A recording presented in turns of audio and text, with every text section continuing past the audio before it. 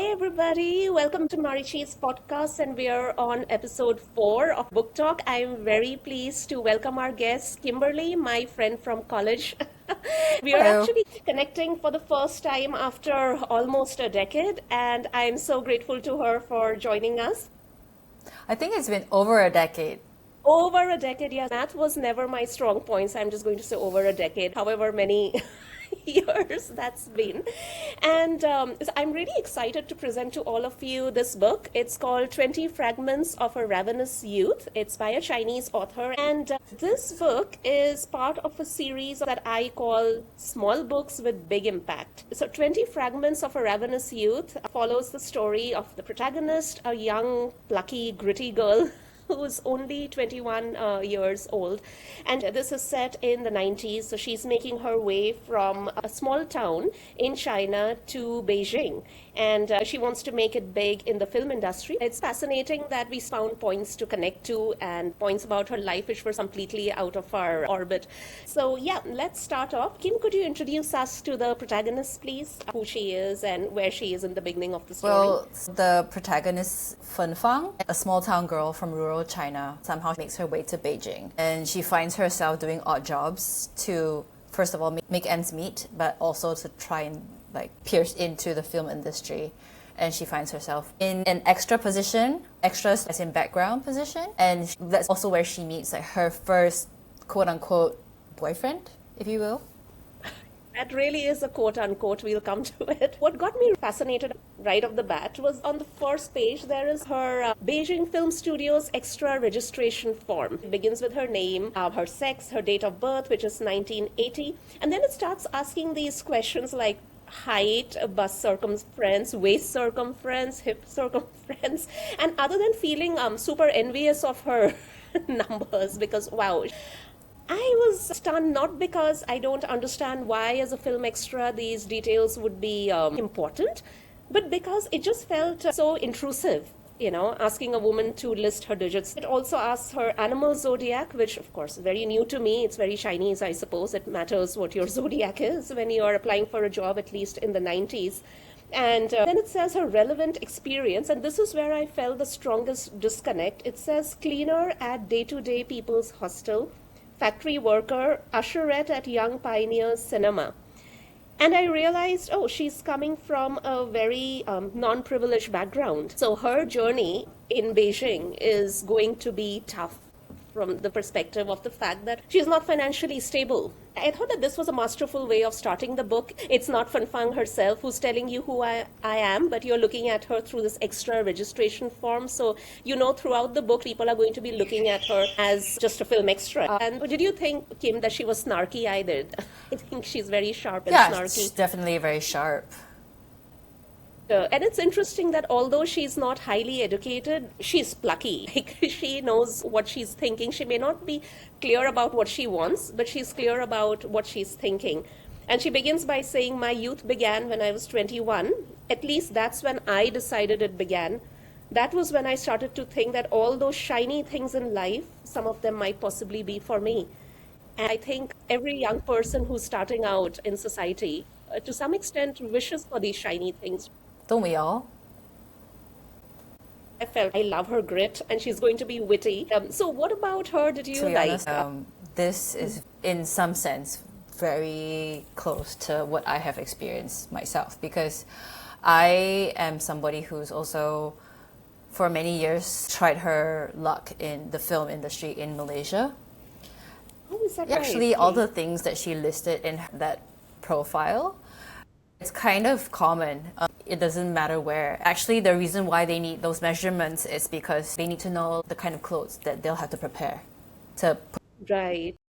All these other things, like in modern society, don't really matter, like your zodiac and stuff. But your relevant jobs, just to kind of get you noticed in some sense, like to see if there's Right. any relevance in what you do, like what they are looking for. Like, you want to stand out, right? So you would obviously try to do things that are very in line with it. Right, right. At the same time, like this gritty punchy type of characteristic is very, I would say, predominant in Chinese women. Not just in that generation, but even now. You see it kind of across generations. I was having this conversation recently with my colleague about women in China and versus like me as a Chinese girl in Malaysia. We kind of have to have a footing in society, right? Because with patriarchy, unfortunately, you kind of have to build this really strong hyper independence. And as a result, you're kind of a lot more spicy, I would say. Yeah. Well, that's an interesting way of putting it. Because you have to build up resilience and resistance, you end up becoming a bit spicy. And who wouldn't want Yeah. that? I mean, we're all spicy. Like women in general, we have to be spicy. But I agree. especially in, I think, Asian cultures, most part, like women who are spicy get further along because they're not oppressed or like they're not submitting to the patriarchy or to the Right. power. They're taking back this power, right? Yeah, speaking about getting ahead in life and, being that kind of a spicy woman, it's interesting that at the back of this book, we have a quote from the book, "She's no good, that girl, much too individualistic." When I read this, I couldn't help but feel a little outraged because what is wrong with the woman being individualistic? And how does that make her no good, right? In the story, this girl is dragged to jail because she had a foreign guy who's her friend come to her room in like an apartment complex. They were watching foreign films. And all these aunties in her building, they gossiped about her, right? And the cops come pounding on the door and they drag her away. And she's young, obviously she's shaken. And finally, when she's let off, I mean, they know that this was all a farce. And she knows that they know it's a farce. But as she's leaving, she overhears them say this, that she's no good, that girl, much too individualistic, and so she deserves this. It's one of those moments when even reading fiction, you feel outraged because it becomes very real, then. Yeah, so interesting insights, Kim. Thank you for sharing that. And so we briefly mentioned her quote unquote boyfriend, right? Now, and this is what I found fascinating, that where do they meet? They're on a film set, and he is an assistant to the director, but not too high up. And she was an extra, one of the hundreds of extras. And I love how the author creates these scenes very visually. So she's sitting there in the heat, they're taking a break, and she's got this lunch box, which is given out to everybody on set. And her box doesn't have a fish because she's an extra. And this young assistant to the director, Xiao Lin, he's got a better box, so it's got a piece of fish. And he comes to her and offers her that piece of fish, which she takes. And the whole exchange to me was very passive because these are two strangers sharing food, right? And then 2 days later, I think he invites her to this abandoned pond somewhere to go swimming. Yes. And he picks up a swimsuit for her. And when they go there, she nearly drowns because she doesn't know how to swim. So he makes her sit on the bank and he's swimming. And there is this thought she has that Xiaolin is like, cool as cucumber. He's swimming in the lake as if it's a done thing that you bring a girl to a lake and then you make her sit on the bank and swim by yourself. So I thought, yeah, I mean, that's kind of lame. Like, what is this guy doing? He should be trying to woo her. But the next thing I know, she's moved him with his family. There are like almost 5 people in the family and they're staying in a 1-bedroom apartment. With pets. And they live together.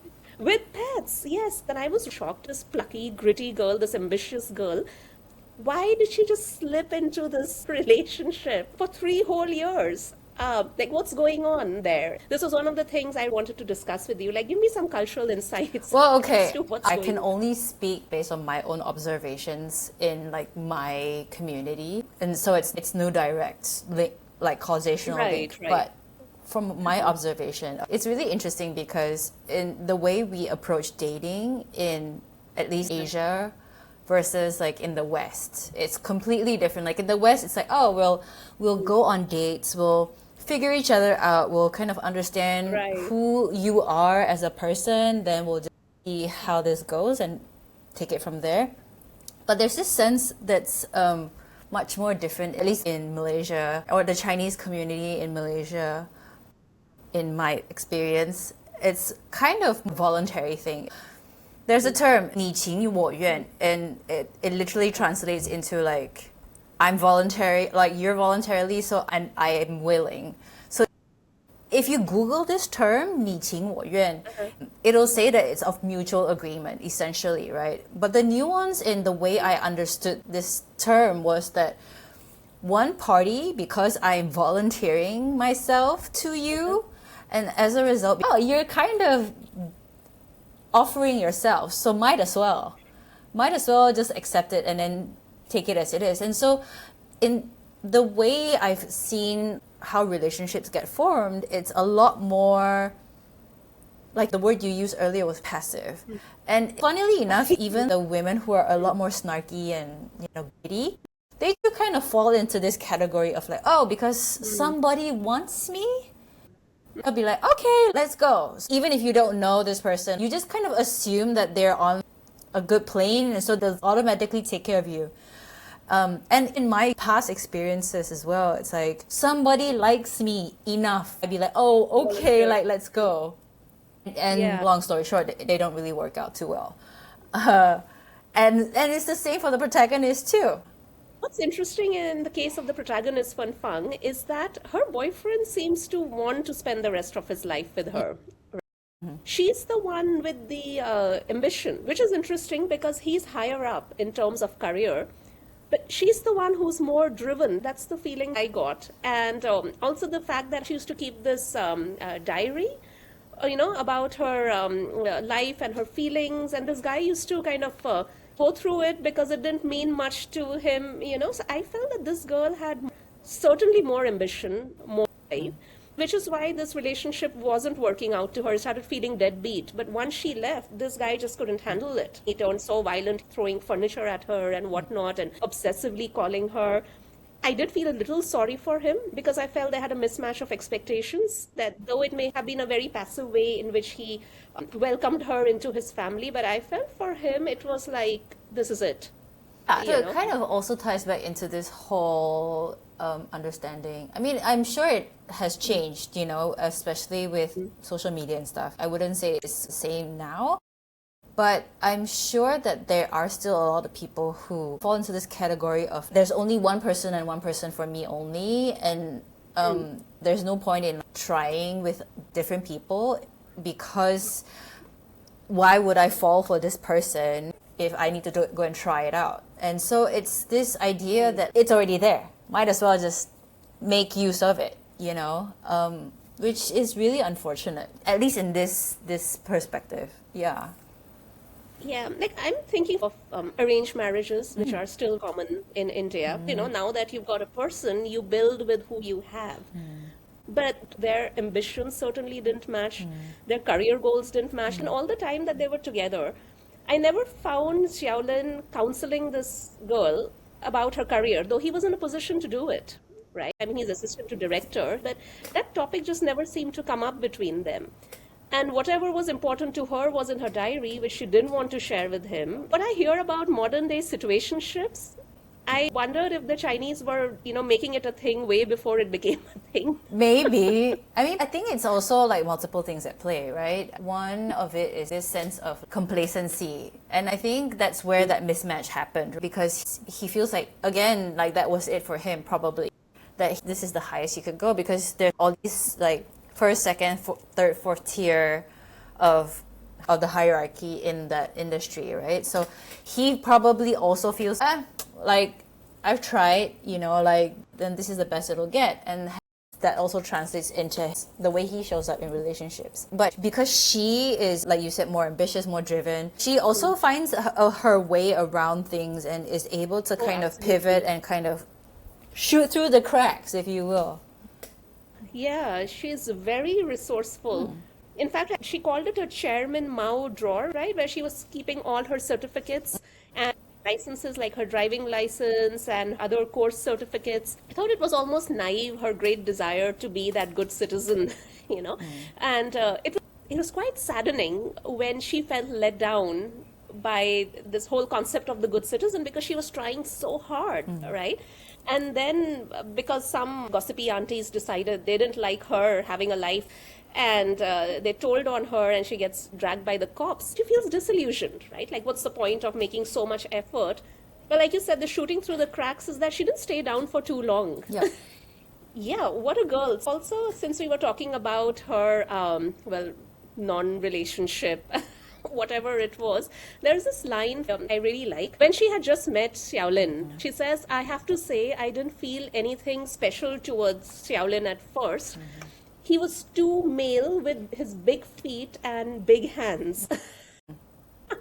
And I think that this author, again, she's masterful in her writing because without telling us clearly that Fen Fang never had a relationship, that she wasn't used to the company of men, with just this line, she tells us she's unused to them. Yes. And she didn't think he's all that great, but she kind of just slid into it. And while she is parallelly in a relationship, part of her is also writing in that diary another part of her life, which is, completely different from what she's living. But I think it's also this sense of like, you kind of need to be very cautious with how and which you present yourself and your uniqueness, right? Because clearly in that, especially in that era where it's a lot more cynical or like very restrictive, any sort of individuality or like uniqueness is usually punished, right? Because the idea is to conform, and even nowadays we still kind of see the quote-unquote importance of conforming. And I told you this prior, that very recently I had my nephew's 100-day celebration. Yes, and then my aunties were like, oh, like when is it your turn, to have kids and to have a husband, blah, blah, blah. And it's this whole idea that like even in 2026, we're still getting these kind of questions. And instead of focusing on like, hey, how's your life? What's new with you as an individual? It's more of like, why aren't you conforming to all of this? It's almost like that Devil Wears Prada quote, everybody wants this, but I don't. Have you ever thought of that? It's actually kind of fun. I used to get so upset about it because growing up, it's always like you're a square trying to fit in a circle, and they're just punching you into that circle. Right. And all these years, I was just really frustrated, like all this frustration and angst, and you just so sick and tired of these questions. But now I just kind of see it as like a fun challenge for myself to answer creatively. Answer creatively. Yeah, I mean, because what's the point of me being upset, right? And you kind of also see that with Fen Fang. She kind of is able to just like navigate her way, like snake her way through things, especially like later on in the story where she meets this crazy rich director. He was just bragging, but it's essentially just him being insecure. But because she wanted him to take her script, she would just like, yeah, totally agree with you. She's a really smart girl in terms of how she makes things work for her. But fortune also seems to kind of just work against her at times, kind of like a test. So by the time she actually gains success, it's sweet, Yeah, you're so right about fortune testing her, fate testing her. What brings to mind the scene where she is to meet the underground director, and it was already late in the evening when she gets a call. And it's thundering and storming. She's got to change different modes of transport. Yeah. And she's clutching her script and she's going through the rainstorm walking, right? And I was just thinking that even in 2026, as an Indian woman, I don't feel safe walking the streets at night, especially if it's thundering and storming, and there are not going to be too many people watching out for me. I mean, as women, we know that nobody really is watching out for us, but it instills a sense of primal fear in you, that sort of weather and going out in the dark. And this is the 90s we are talking about, right? Yeah. And this girl is making her way and like doggedly walking, I have to get there. And when she reaches, she realizes it's not the right venue because the name was slightly different. Yeah. The place where she wanted to go. And then again, she makes a trip to get to that place. I felt this girl's single-minded determination to get to where she wants to get is... I mean, this is really life-testing her. And I think why things were also not working out for her is that though she is gritty, she lacks clarity. Or she lacks what we may call wisdom.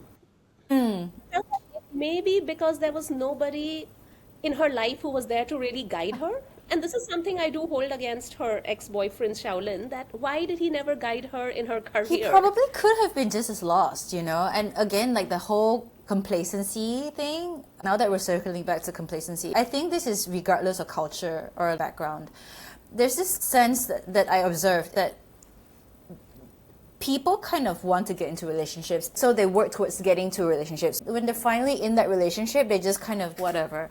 They're like, okay, I've gotten the thing, but that's just the start, right? I seem to observe that this kind of goes across the board with like jobs or relationships. Like we want this thing so bad, and that we put the value of like that being the end goal. But when in actual fact, getting that is just one step and then the next and the next, because it's a trajectory we have to continue to. Absolutely. There's this sense of complacency, like, oh, he got her already, so he's like, whatever. So you notice that even in that relationship, it's just almost like a companionship. Yeah, and they're just drifting through life the way it is. Yeah. And he's also the same in his career. So as a result, she kind of finds solace in this Western guy, right? Because it's a whole new world, it's a whole new culture, it's a whole new understanding and perspective of life and approach and film, right? The thing that she loves the most. And it's making her question things and also solidifying herself as an individual. And that's why she also moves to Xi'an. And she just moves to different places. Like she's moved a few times because in that she's trying to find solace in her own presence. Right. And also try to build her identity as a scriptwriter, or just like in general, like, because at the time she was also kind of fighting, is this what I want? Like, I don't know. She's still struggling through all of these different things, still within the industry, right? Still finding her footing. And so it's really interesting to kind of see that dynamic, because I may be second generation Chinese, but my mother tongue is English because both my parents were English educated, post-colonialism English education. Their parents are illiterate. So as a result, my brother and I grew up speaking English at home, but we were sent to Chinese school, like vernacular schools, to learn the language. And so like there's this disconnect of culture, understanding, and identity, right? Now, my brother had a better time because thanks to me, I kind of paved some of the way for him, as older siblings tend to do, naturally. Right. So he had something to kind of reference. I had nothing. So it was a really interesting learning curve for me from young age till adulthood. And in retrospect, looking at the way in which I've navigated all of this, so interesting because I had to find my footing abroad and as a Malaysian, Chinese, and there's all these different aspects that come into play. And then you're also kind of toggling between the two. It's like, okay, this makes sense, but this kind of also makes sense. So like, how do I marry the two and find this really sweet spot of balance? I still don't have the answers, but there are certain things that I'm like, oh, okay, like I could take elements from this and this and, and it's really interesting too, because when I was young, I used to get sick a lot. And I was obsessed with going to Western medicine, and because they would give the flu medicine in a pink drink, and I'm like, oh, great. But my mom would always send me to a Chinese doctor and would drink all these bitter medications and stuff. And now as an adult, I love going to the Chinese doctors. I do not want to take Western medicine. And so you can kind of see the way in which that identity shift happens as I navigate myself through all different dynamics, And Fun Fang as well. She's kind of navigating her own life through the lens of a Chinese girl who grew up in rural China, making it big in the city, and then also finding her identity as this native person, but then also there's this, I wouldn't say obsession, but fascination with the Western world. But then you can also see her disdain and her disconnect when boyfriend calls her from the US and talks about baseball, and she's like, I don't give a shit. She doesn't actually say she doesn't give a shit, but it shows that there's this huge disconnect, right? Because it's not something she's familiar with or seen. So how could this be something that she could relate to? Yeah, and so like these aspects are really something that set very hard with me because it's a balance, right? Yeah, a lot of intriguing points came up from what you just shared. The point about wanting to reach a goal, and once you've reached it, you don't know what to do with it. It actually reminded me of this meme. It said, may God give me the wisdom to not just get what I want, but also to sustain what I get. once you've got what you want, you have to build on it, Yeah. right? I mean, what do you do with it? And I think that this is something common to many youth, especially in their 20s, beginning with I want something shiny in my life, right? So when it came to her making great efforts to go meet that director through the rain and storm and whatnot, when it came to her great efforts to learn how to be a script writer, she was willing to make that effort because it looked like something shiny, right? But when she got a stable office job, which was nothing to do with film, but it would have paid her well enough. And I mean, where was she in that point of time in her life when she got this job? She was so poor that she didn't even have rice at home, right? So when she opened the rice tin, there were dead cockroaches in it. So you would imagine that if a person in such dire straits get a job which is not exciting, not shiny, but stable, you would grab it, you would hold on to it. But she goes the first day very begrudgingly because she has to wear a suit. She's more free spirited, but she's got to wear a suit, and she's also thinking how she will have to sit in these cubicles, right, and Yeah. be one of the many. And she turns in her papers the very next day, Yep. right? Yep. And when I read that, I felt like getting into the book and shaking this girl and be like, what are you doing? Really? Yeah. I had a totally different. I could totally relate to it because I've done that. Yeah. I wanted to shake her because I wanted to tell her, listen, if you had the means to financially support yourself and you could afford to take this decision to just leave, that's fine. But you don't have that freedom. So build something just because it's not exciting, just because it's not shiny, doesn't mean that you shouldn't stick it out. I mean, stick it out at least for a year, build your CV, then move to a different. Like, I was just thinking if this were my younger sister, I would give her actual advice that everything is not going to be to your liking, right? Every job is not going to be something you like, but you've got to build. But she turned in her papers the very next day. I was so upset, and I thought, now what's going to become of this? I think that's an interesting perspective. I mean, because like as somebody who's also done something like this, I can empathize with her. I had once gotten a job that yes, like I had worked in it for a few months. I don't remember the duration. It was such a terrible time of my life that I don't want to remember. When I joined this company, I kind of joined it begrudgingly, and I couldn't explain why. There were just a few things that were just not sitting right with me, and the entire thing was just completely toxic. And even then, I was like, okay, no, I'll stick it out. You know, I'll do all these things. And lo and behold, after a certain point, I got so stressed that one day I woke up with a fever, which is literally unheard of. That's when I knew like this place was not meant for me. But granted, I didn't quit the next day of joining the company. However, in some ways, I salute her because she knows that at her core that this is not something for her. And actually, it was related to something that she was keen on, which is the film industry. It was a film company, but it wasn't something that she wanted to do. But she had to show up in that very corporate thing. And the way corporate functions in Asia is so stoic and so hierarchical, it just kills you. And it's almost like you have to brace yourself before you start the job. Like, getting the job is already like you feel ugh, because there's already so much unspoken expectations of how they want you to show up. And so when you do actually show up, you're already fully like armors on, like fully braced to show them that you're capable of doing the things that they want you to do, whether or not it's in your pay grade. Because they expect you to go above and beyond. And this is China. Like, if today's China is a reflection of that, in the 90s, it would have been worse. So I can understand where she's coming from, because that's such a heavy thing to like carry. And so I really give her the kudos to stand up and be like, yeah, this is not for me. Like, I'm out. And she identified it early on, and she knows that it's not for her. So she's like, okay, peace, bye. Bye. Yeah. Yeah. So if we are to speak from experience, like one of my jobs was that, yeah, very stressful, was not going anywhere. And I felt, why am I here? You know, like, do I come here only to stress out? Yeah. But in my case too, I didn't think of leaving the very next day, because you've got to give it some time, right? And again, why I believe she would have benefited from doing it is because she didn't even have food to eat, right? So I thought, at least stick it out a month, get your first salary, right? Yeah. Um, but even after she quit, she managed to find money somewhere. She managed to buy herself those, was it the UFO noodles? Yep. And Yeah, those are the not instant cheap. noodles.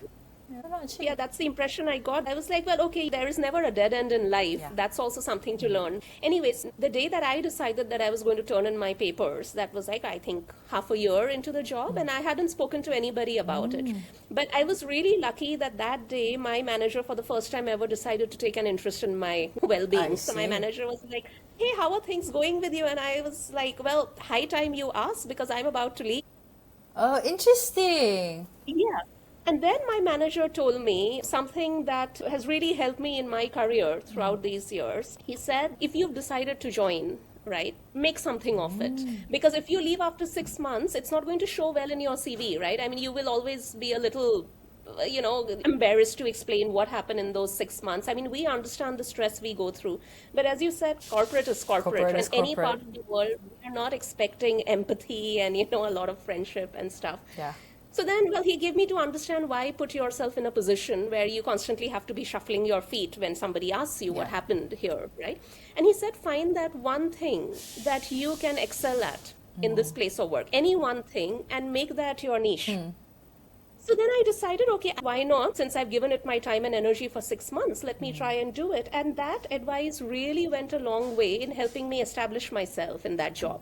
And so when I finally left, it's because the contract that I had been called for had ended. It was almost like a year long. And I managed to open a lot of opportunities for myself, even beyond the contract, Oh, because very I was cool. so focused on I want to create a niche for myself. In this organization, I want to be known as the person who's excellent at a particular thing. So my experience has been that at any workplace that I've been, I haven't been cloistered by my position. I've managed to go beyond that and create something for myself. So coming from that sort of experience, I feel it makes such a difference if you've got somebody who is there to guide you Yeah. in some extent. Like even for Fun Fang, her director friend, right? He pushed her to try script writing. Yes. 惠子. Yeah, there was somebody who gave her some new perspective, and Yeah. because she's gritty, she decided to try it Yeah. out. And initially, she was getting such brickbats about her script, but that script turned out to be her ticket And to it a was better. really good. It Yeah, was I such thought a it was good really story. good. Like, it was a story within a story, and it was so good. Like, I could see Yeah. all of it.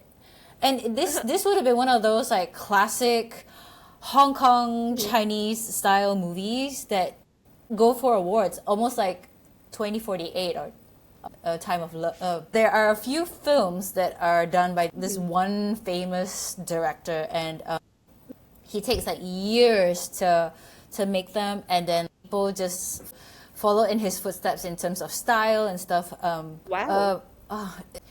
His films are huge, and everyone references him even in the West. And so the script that she wrote was so good. When she goes to present it, people are giving her such a hard time. It's because it's way too advanced for their time. Exactly. Like So she's way different from what ahead. they're used to. Yeah, she's way ahead, and it's always again people trying to fit you into a box, into a mold. Yeah. Oh, absolutely. And I feel good for her that she had this friend who cared enough about her to give her this piece of advice. And speaking of this friend, like this is the other part where I felt a little annoyed that if he cared about her enough to do this for her, why did he keep his romantic feelings for her hidden? Because at the end of the book, and she's about to leave for Xi'an, right? And she's made some big bucks through her script. And he tells her, oh, something to the effect that I always had feelings for you. And then he doesn't build on it. He's drinking, and it's such a note of finality. So I was like, why is he making himself out to be a tragic character, like a tragic Romeo? What's stopping him even now from saying, hey, I really care about So you? interesting that you talk about this because it almost feels like an unspoken rule. This sense that like there's huge value in melodrama, and I don't think it's just limited to Chinese culture. So in Korea, the reason why a lot of ballads and Korean dramas, like romantic dramas, do really well is because there's this sense of what Koreans call han. It's like this deep sense of sorrow, melodrama. And I've always had a weird feeling towards it. I couldn't fully explain why. Like most nuanced things, they're kind of hard to place specifically. But looking across the board and why this, like now that we're talking about this, why would he not pursue her or, do something about it? Like at least move with her or something. I don't know, right? But he's just like, yeah. And I noticed that there's this almost false sense of heroism, and it comes from a place of pride, right? Because I don't want to show you how vulnerable this makes me and how I'm here bearing my heart and soul to you, and I want to try something. And I noticed that this is kind of common in not just Asian culture, but also with like patriarchy, if you will, because there's always this sense of I need to be a certain way, like I'm strong, so I will never show you how I actually feel, or I will show you that I love you, but like from a distance, which it's also like, what?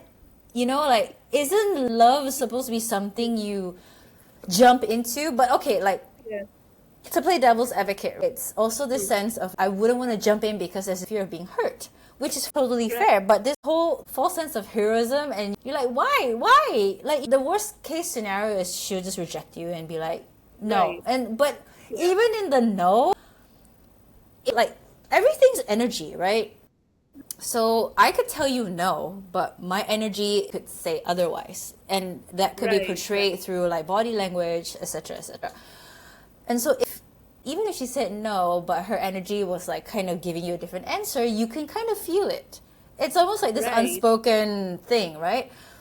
And then you would know whether to proceed with caution and just kind of negotiate your way through it, right? But I noticed that even in modern society, it's just like, never mind. But also like, oh, look at me, like I did what I could, but you didn't, Yeah, you didn't. You didn't. And so that's the thing that like frustrates me. It's like, really?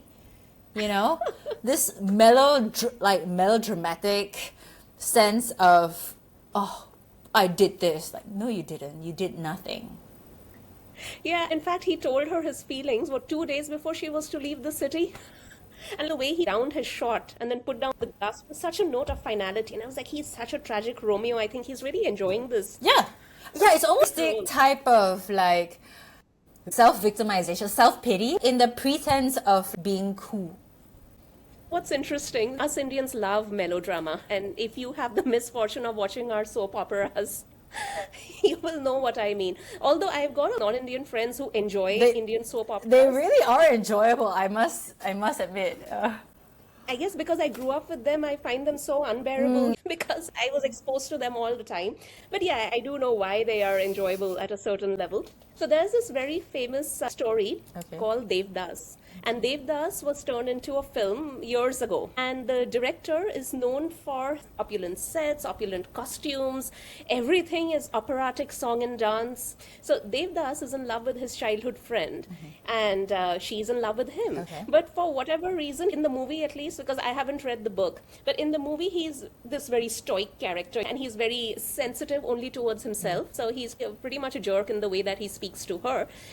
And then, because back in that time, arranged marriages are a thing, and Devdas is from a rich landowner's family, this girl is not. So there is this drama. Devdas's mom is insulting the girl's mom that, oh, my son is like such and such, and look at you, what do you have? The long and short of it is that the daughter gets engaged to somebody equally as rich as Devdas. And this guy, instead of trying to have a conversation with her parents, her family, with his own parents, what does he do? He gets into drinking. And he starts visiting the red light area. And he's an absolute tragic hero. Like, there's a song and dance going on, and he's with his bottle. And he says this line, which I find so funny. He says, people told me, leave Paro, that's the girl, right? So, they said, leave her, leave Paro, leave the love of your life. Then they tell me, leave drinking, yeah? And the next thing they're going to tell me is leave this life itself. Oh. Yeah, and I was like, how overly dramatic are you? Instead of wasting your time indulging in the poetry in the red light district, why don't you go be a proper person and just talk? Yeah. Right? And then, as if this isn't bad enough, he finally makes his way to Paro's marital home. I don't know what he's hoping to expect now. But then, he's almost collapsing at the gates. right? Okay. And Paro's husband is like, we're going to close the gates on him. So in slow motion, the gates are closing on him, Oh my right? God, of He's on course. the ground and he's drunk out of his mind, and Paro is running in slow motion. Yeah, she's got like 3 floors to cover, and she's wearing this Indian sari, Of that course. wraparound outfit. So the sari is unveiling, and it wraps around the chandelier, it catches fire. And then the gate closes. Anyway, I saw a parody of the scene many years later on MTV, I think. And it showed that Devdas, that the gate closes on him and he's lying there. And what does it say on the gate? It says dogs and Devdas not allowed. Cute. This guy, I mean, he's crying his heart out. He's speaking in tragic poetry and drowning himself in drink. And he's such a lame character that the guy who introduces him to drinking has been alcoholic for years, and he's in the pink of health. And Devdas dies within just a few years of drinking. Yeah, people can be that way. And I guess we do love our melodrama. And perhaps the author added this character to bring us some sense of that I think drama. the other melodramatic person who also kind of somehow blends into the background is Patton, the French guy, Oh, right. who also seems pretty bitter, which is interesting, especially for somebody who's a foreigner living in China, living off the quote-unquote benefits of being an expat in China, where they're also like kind of seen as this unique individual. He seems to be a very bitter, drawn-out guy who seems to be like quintessentially French. Do you see a pattern here? I see a pattern here. It's like the same with all the characters who are guys. But also like guys in general, like in the world, we see how patriarchy isn't working in society's favor, right? Right. All these guys seem to have the same problem of like, woe is me. Yeah. They seem to revel in which it. is weird and also really annoying, because like the one thing that really hit really hard as well is when she was going through this overwhelming thing. She's been moving and her American boyfriend went back to Boston, and then she's trying to find her footing, and like all these things are happening, right? And the next thing she knows is she gets this phone call from him and he says, "I miss you," and she breaks down. Because how is she supposed to like tell him everything else? Because it really wouldn't matter. At that point, even if she were to voice her frustrations and vent what she's going through, he wouldn't give a shit. Right? Yeah. And there's so many similarities to like the things that are happening in my life at this juncture as well. And it's extra frustrating reading it. Like, I want to go in and scream at all these guys. Because I can't scream at the one guy who like is pissing me off, but that's besides the point. But then again, it's also in some ways kind of refreshing, because it reminds me of just how amazing and how powerful women really are. And if men were to realize that like the more you pour yourself into the experience of being human, the more you take away the power of pitying yourself, the more you let yourself be vulnerable and like wear your heart in your sleeves, wouldn't the world just be so much better, you know? Yeah, and a lot more breathable, I feel. Yeah. For And everybody. we wouldn't have all these issues of like quote unquote male loneliness epidemic if you just really become human and just allow yourself to experience like the human experience. Yeah. This point you made about corporate, how people go into it armored, right? So there is that, and there's also real life where people are going into relationships also armored. I don't mean romantic relationships, just relationships with people. Like they've already got this armor on. Yeah. So no wonder it becomes so unbearable. But unlike corporate, life is not something that you can quit unless you're Speaking of Devdas, a Chinese director that came up, Wong Kar-wai.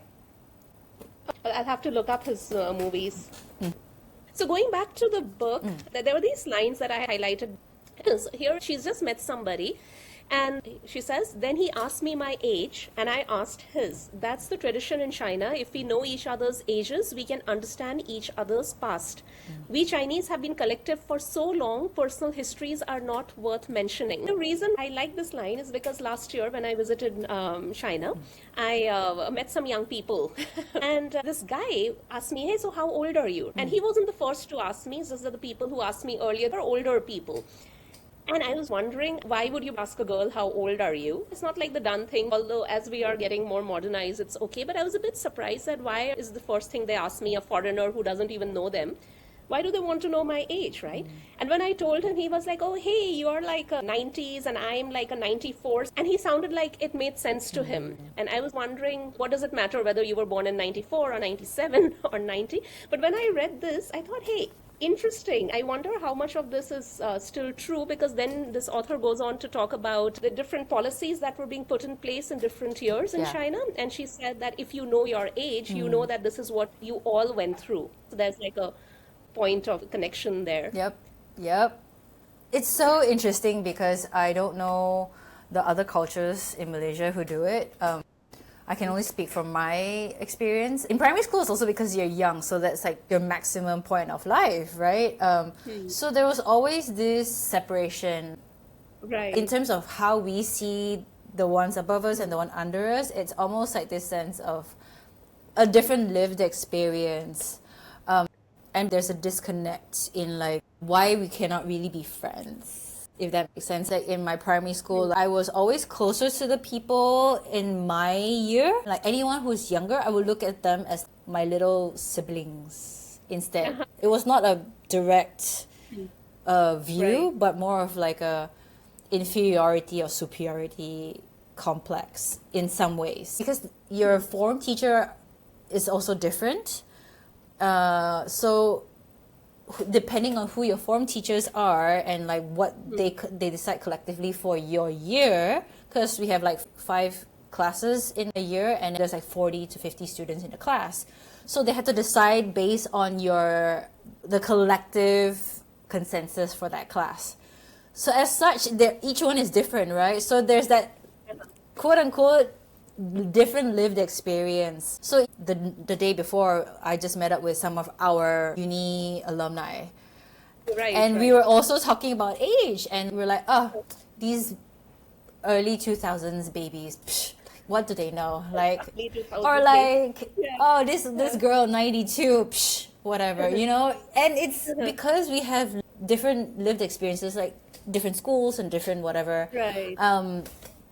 It also has a bit of like a nuanced difference in terms of language, as subtle as it is, or like certain understanding of things because of maybe the presence or the absence of certain exams, and how that would also influence the way in which they show up in life. It's like there is a subtle difference. Yeah. And so in other Asian cultures, there's also like, oh, what's your blood type? What's your horoscope? yeah. Right? Like, and you notice, and I used to be like, why? And now I'm the one who's asking, wait, what's your horoscope? If they don't know it, I'm like, okay, what's your birthday?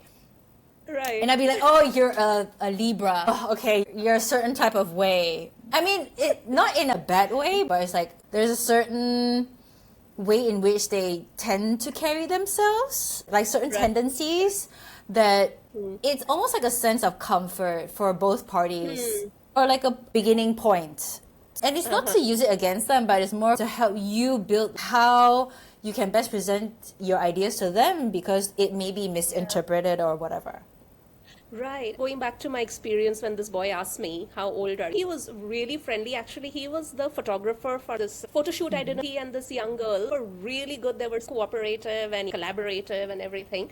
So, yeah, if we don't understand why they ask certain questions, it's easy to think, well, what's going on? But like you said, it would be them trying to understand how to build that connection with you. I think that's why it really helps to travel and to actually meet people through these travels. I remember reading this book years ago. It said this person was very well traveled, but very narrow minded, simply did not understand different perspectives because they traveled as if they were traveling in a capsule. They interact with nobody. It's just like changing scenes for them.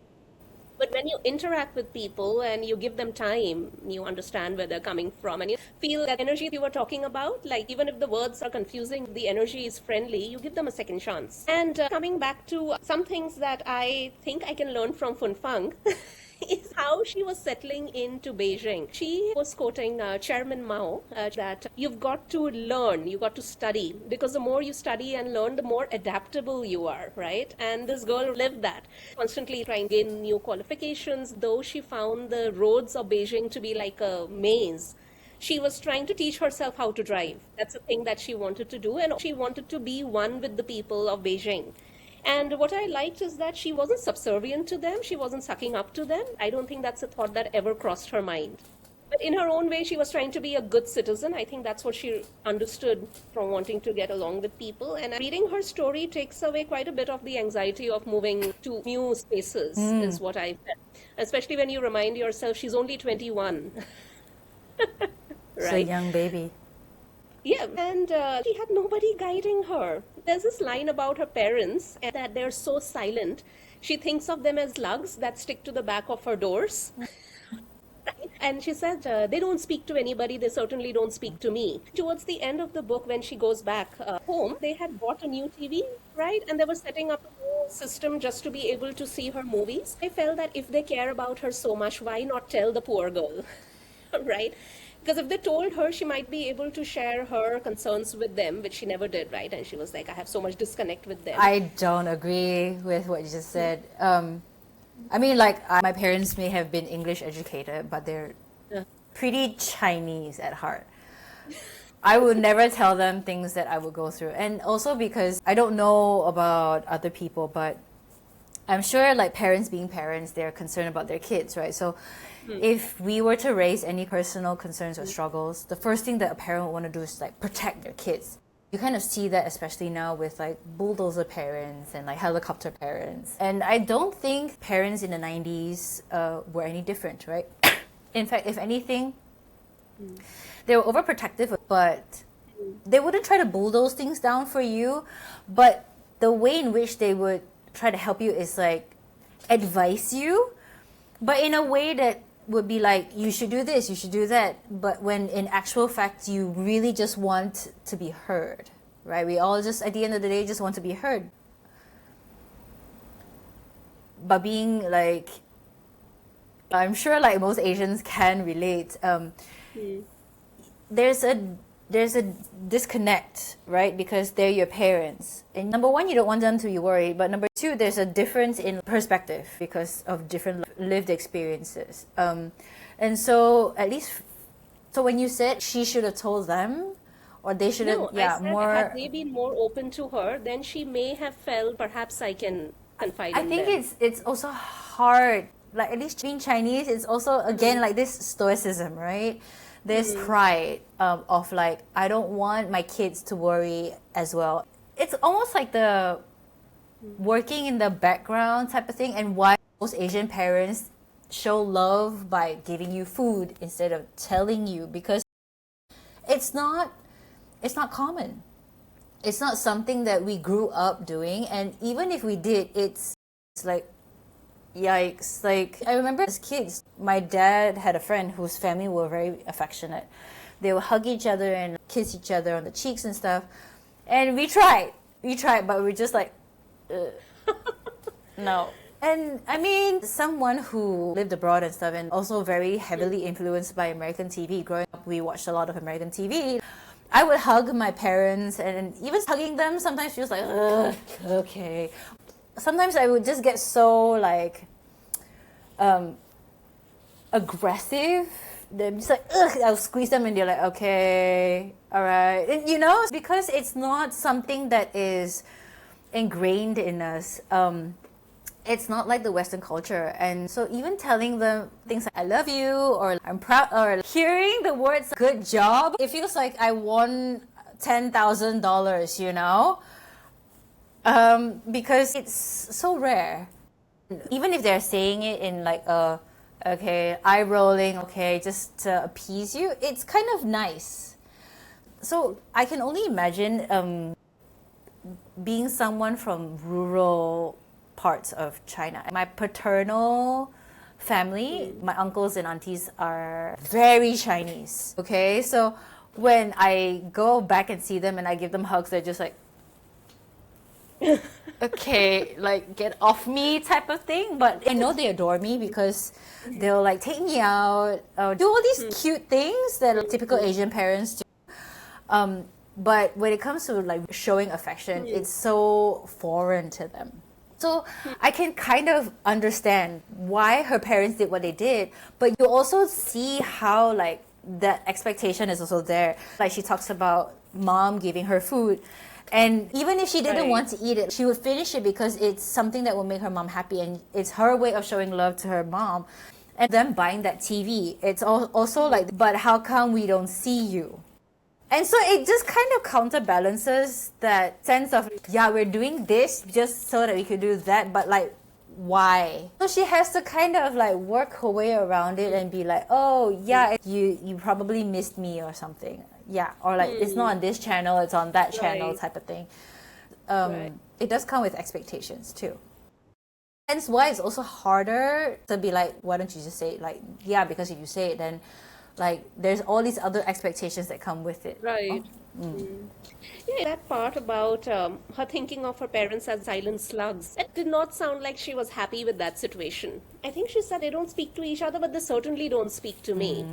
So it really, to me, didn't sound like she believed that that's just how things are. I think she would have probably wished for something better. And also it reminded me of a friend who's Indian. And I think our cultures, when it comes to display of emotions and attachments, we differ quite a bit. So our families are mostly like more expressive, certainly. So this friend of mine finds it very upsetting that there is so much silence between the parents and herself, and she really wishes that it weren't so, right? So I couldn't help but superimpose her on Funfang and think if only the parents made it a little bit simpler, because the kids learn from the example that is being set for them, right? I know my friend would love to talk to them, but when I ask her, why don't you? She says, I don't know how to. Like, what do I initiate? They never gave me a leeway to initiate. So yeah, these very real things that come through the story, and it's playful, it's light, at the same time it's so real and hard-hitting in many places. And I was very happy for Funfang that she makes it, I won't say she made it big, but I would say that she made it out of whatever rut she found herself stuck in Beijing. And she did it all on her own, and that she didn't go via the set, when she went via an underground director. So that's like a deviation from the normal, I could say. I certainly wish there were a sequel to this. I would have loved to read what she's doing with her life now, with all the money that she's made. Yeah, and I cannot help but think of that script that she wrote. That story, too, is also something crazy to unpack. Yeah. Shows that she understands human emotions quite deeply. And what did that braggart of a director tell her? Oh, but your story doesn't have a big theme. Yeah. You're writing about one person who is like a noodle seller, street side noodle seller, and nobody wants to hear that. Yeah. No, nobody wants to hear that. Excuse me. But, no. Those are the kind of movies that are winning awards. Yeah. Right? She had such deep understanding of human nature, and when I googled this author, it said her works are a blend of fiction and biography. So I felt, well, she clearly understands human emotions to be able to write a book like this. So no wonder her character also understands these things, right? I was going through my highlights in this book, and that part about her American friend, Ben, having this disconnect with her. He calls her and he's like, I'm in Boston, and she doesn't know how to tell him about these roiling emotions she's feeling, because that's right after Shaolin, her ex-boyfriend, came in and broke her furniture and stuff, right? So she's standing there with all these broken pieces of glass, and Ben's calling Cheery, and he's like, hey, how are you doing? Also, I really believe that life trolls us, in the sense that life will keep hitting at our weak spots to make us believe that really there is no hope. Because when she was trying to talk to him, she anyway believed that he won't understand what she's trying to tell him, right? And then the network was very poor, and he kept saying, what are you saying? I can't hear you. Yeah, and she's like, never mind. Yeah, network being poor is network being poor, but it was like life trolling her, solidifying for her this belief that nobody is going to ever understand you. And there's another scene while Ben is in the bathroom, the cops come pounding on her door, and she says, I was conscious of Ben still in my bathroom, but the banging was fascist, a sound conveying force and authority, and I knew I would have to answer. This seems to be a theme with her, that she's living two lives parallelly. There is Ben waiting to watch Betty Blue, and there's fascism pounding down the door. It's either a lived experience or like an observed experience, for sure. I don't believe that you would be able to express something like this if it was just imagination. Like it would come off pretty pretentious or like not really well connected. We've covered a lot of her story, and I think it may be true that she didn't have people directly advising her, guiding her, but because she had a seeking mind, she would learn from anybody. So she learned from Chairman Mao what she had to learn, and she also learned from this tragic Romeo friend of hers. When he leaves after making that confession, she thinks of him saying, "Never look back to the past, never regret. Even if there is emptiness ahead, never look back." I don't know to what extent he's living those words. But she decides, I hung on to those words, I depended on them. It brought me back to this belief I have that if you have something good to say, you should say it, right? Because what you are saying may be idealism for you, but it may become reality for somebody It's else. also a testament to like being present, you know? So often we get caught up in the past and become anxious because of what the future holds, when in actual fact, all we needed to do was just be present, right? Speaking of the past and being present, there's this poem she quotes. It was, who is his, sorry, what's his name? 惠子. Yeah, his favorite poem, right? The Stoic guy. It's called Facing the Ocean, the Warmth of Spring is Blossoming. It says, "From tomorrow I will write to my family. Tell them that I am settled, I am calm. A warmth will radiate through my life. It will radiate to everyone in this world. From tomorrow, each river and each mountain will be given a new and tender name. Facing the ocean, the warmth of spring will blossom, but only from tomorrow. Tomorrow? Tomorrow. It will all happen tomorrow. And what about today?" Yeah, right? I mean, it's good to have tomorrow as something to look forward to, but then in order to get there, we have to focus what is happening here. Yeah.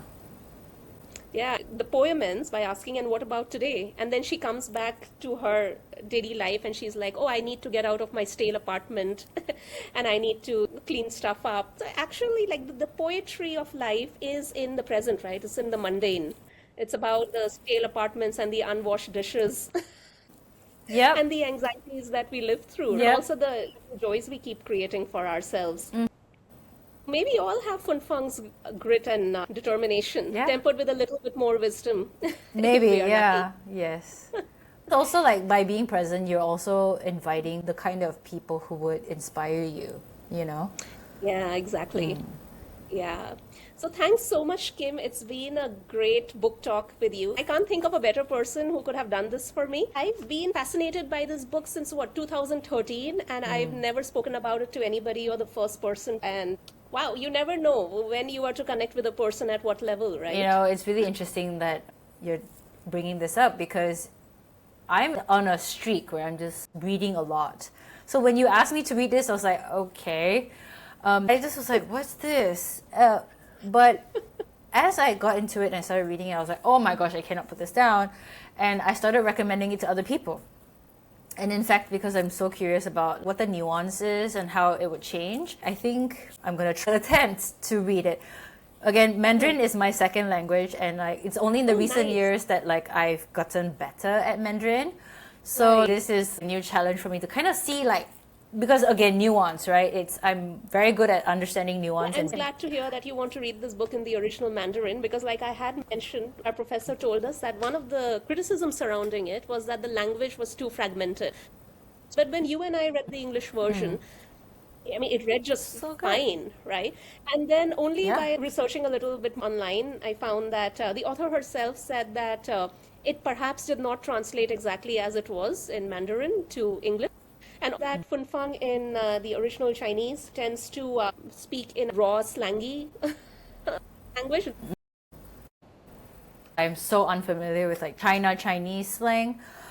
So that's going to be something that would be completely new to me, but we'll Yeah. see. And I think Funfang would agree with us that a little bit more wisdom would help everybody because she ends the book saying, "The unforgiving sun is melting my youthful body. I tell my 17-year-old self, Funfang, you must take care of your life."